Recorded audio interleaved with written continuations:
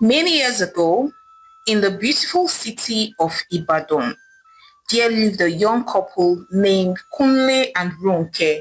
They were happily married and deeply in love. Kunle was a tall, handsome man who worked at a bank, while Ronke was a beautiful, kind-hearted woman who ran a small catering business from her home.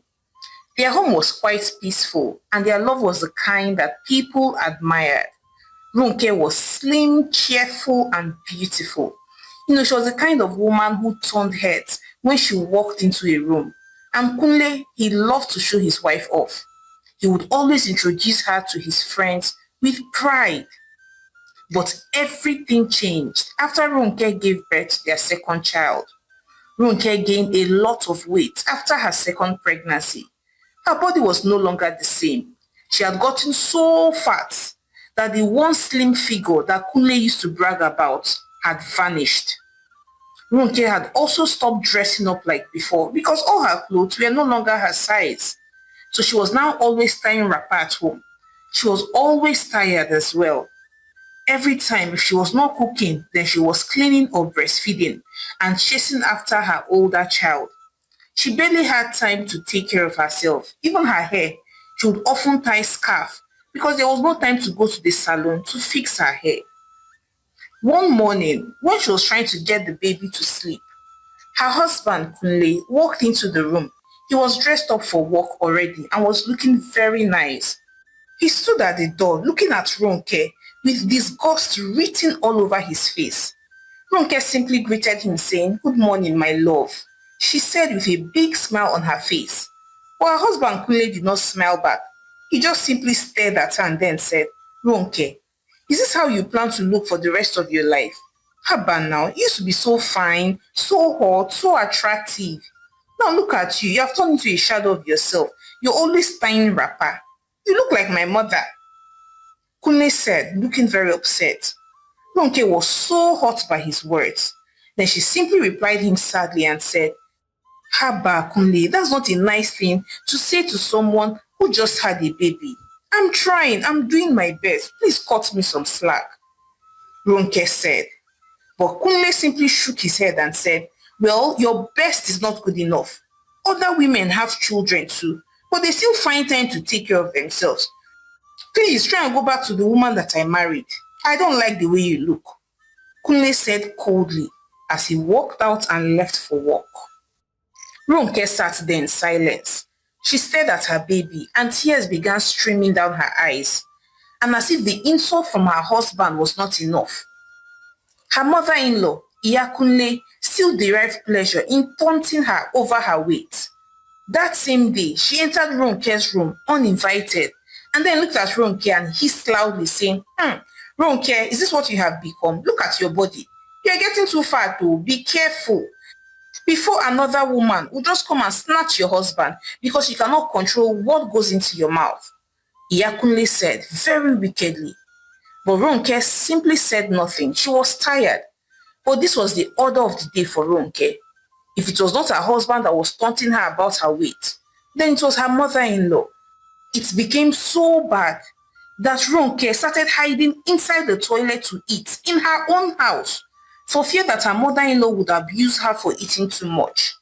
She was always starting her weight loss journey every single day. Every day was day one of her weight loss journey. She would start off the day eating salads and exercising.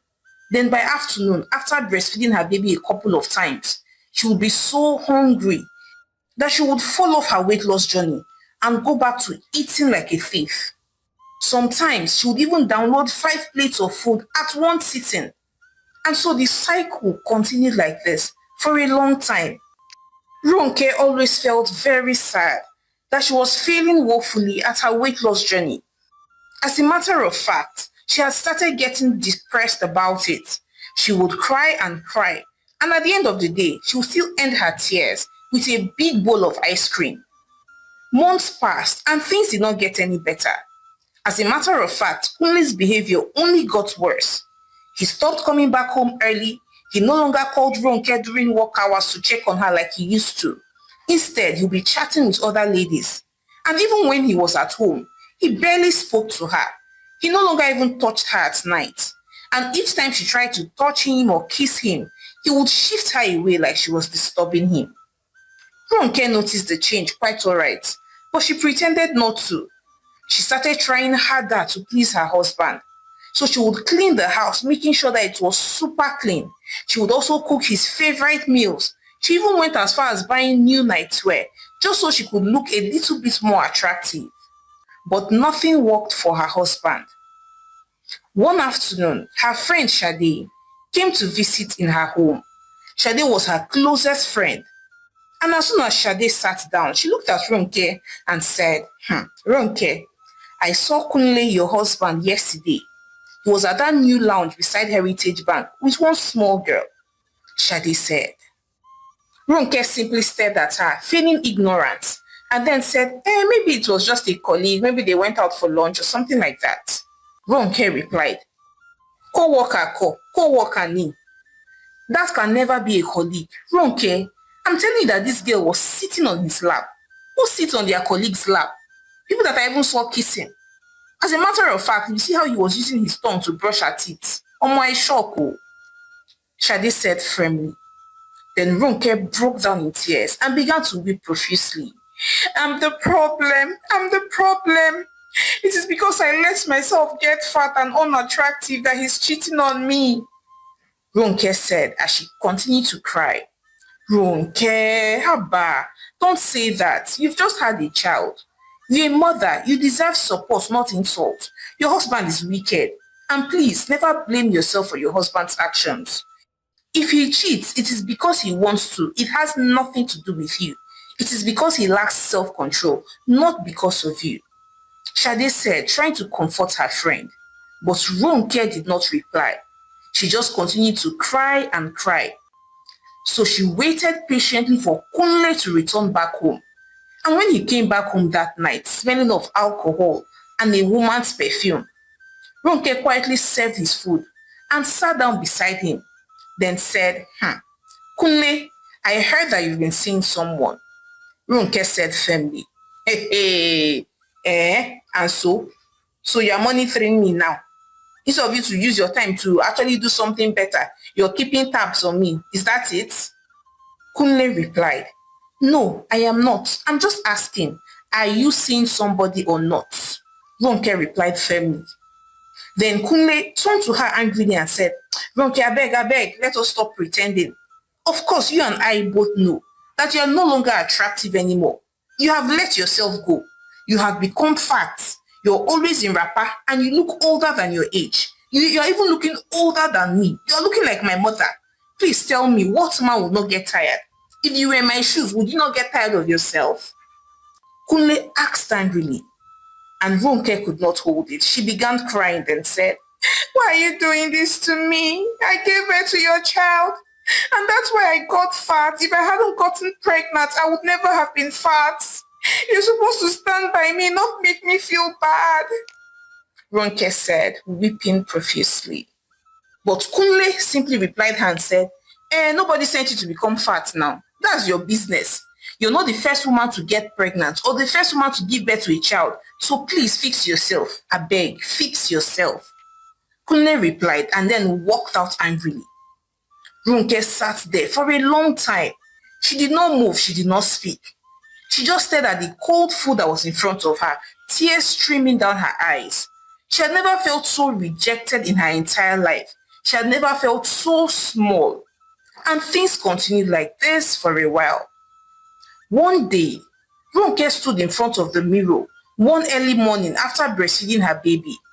And for the first time in months, she stared at herself properly. This time she did not cry, she did not pity herself. She realized that indeed she had gained a lot of weight. She made up her mind that she was not going to remain like that she would start making better health decisions, not for Kunle, but for herself. So for the first time in over a year, Ronke dressed up to go exercise, and she bagged her baby and went for a walk.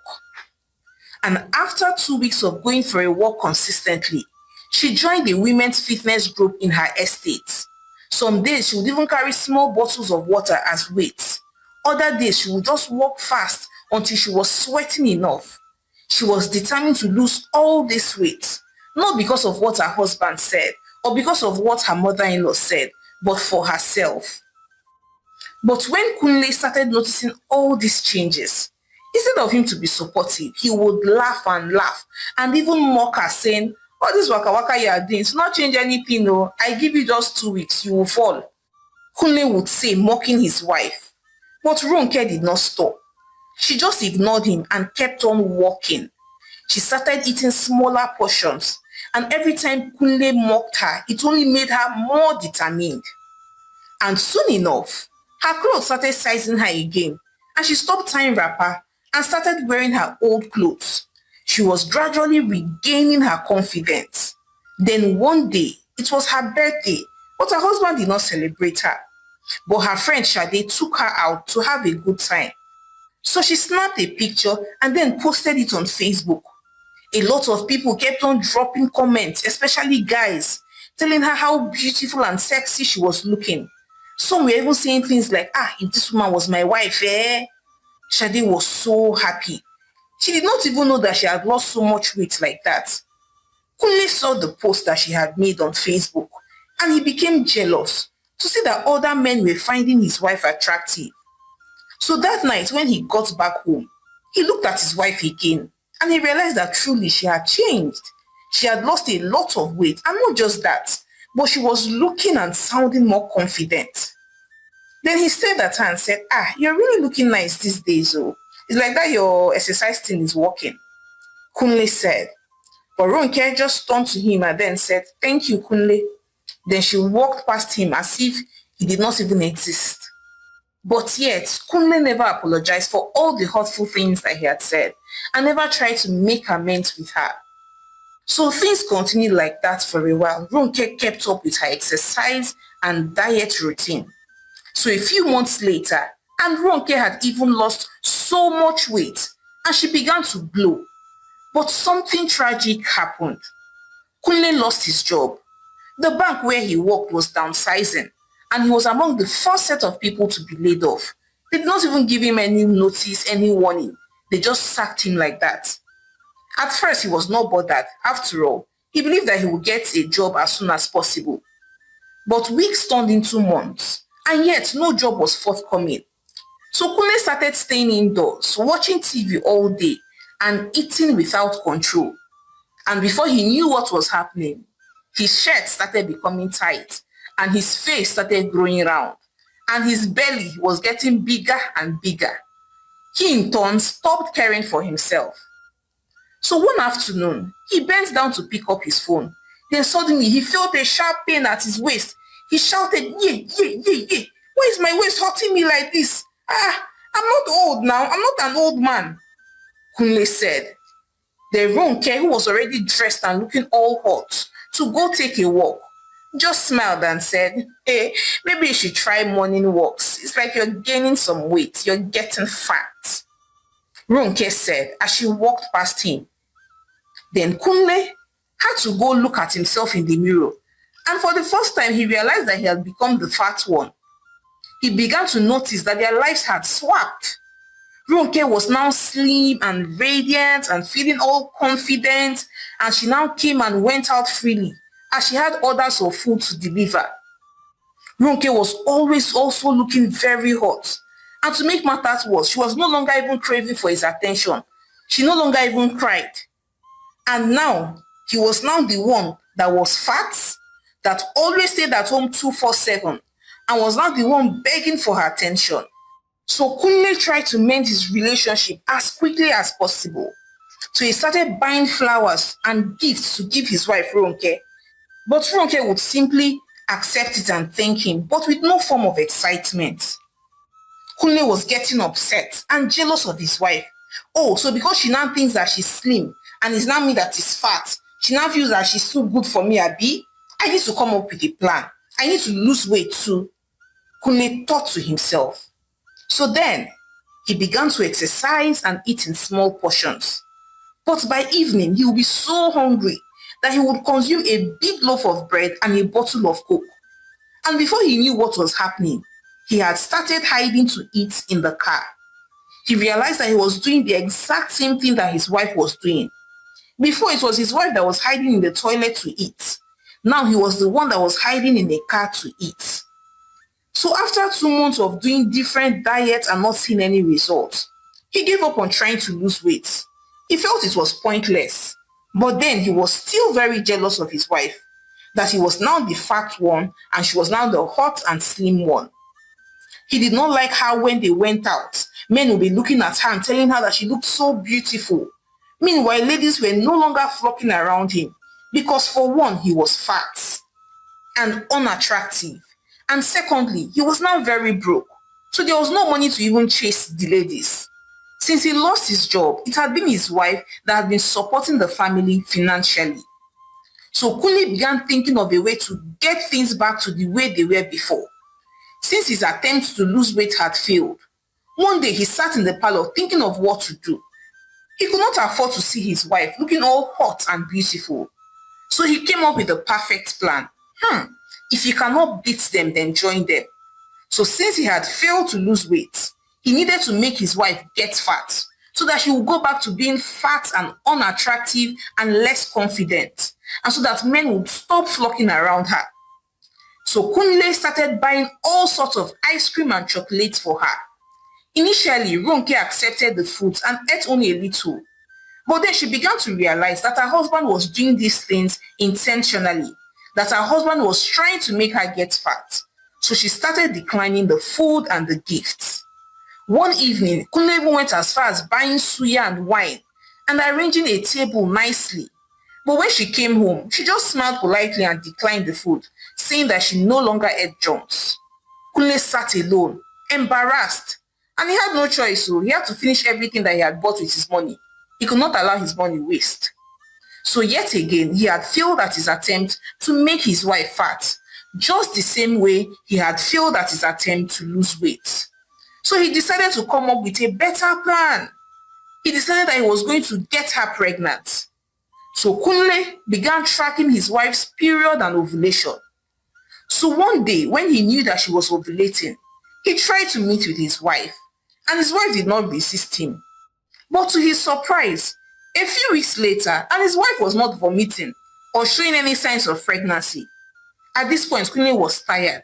He was frustrated. But what Kunle did not know was that his wife had done family planning as soon as she started losing weight, because she did not want to fall pregnant by mistake. So now, all Kunle's plans had failed. So he completely gave up and decided to try rebuilding their relationship.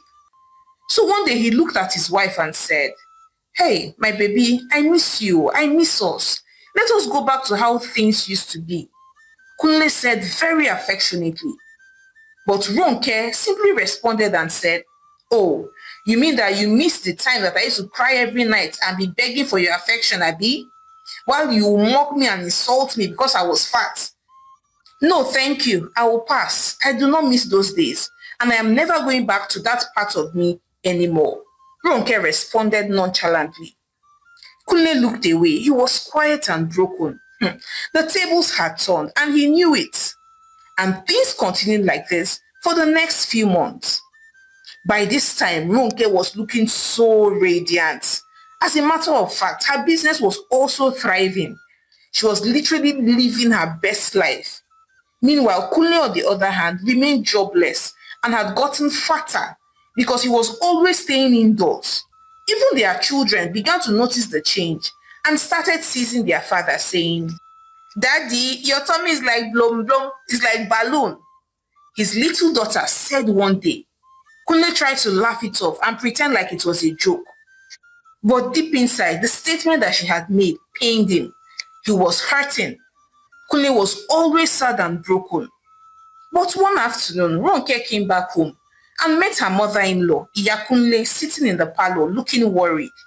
Then she called out to her and said, "My dear, please help my son. Help your husband, Kunle. He's not himself. Oh. He's going into a state of depression because of his joblessness and the fact that he's getting rounder by the second.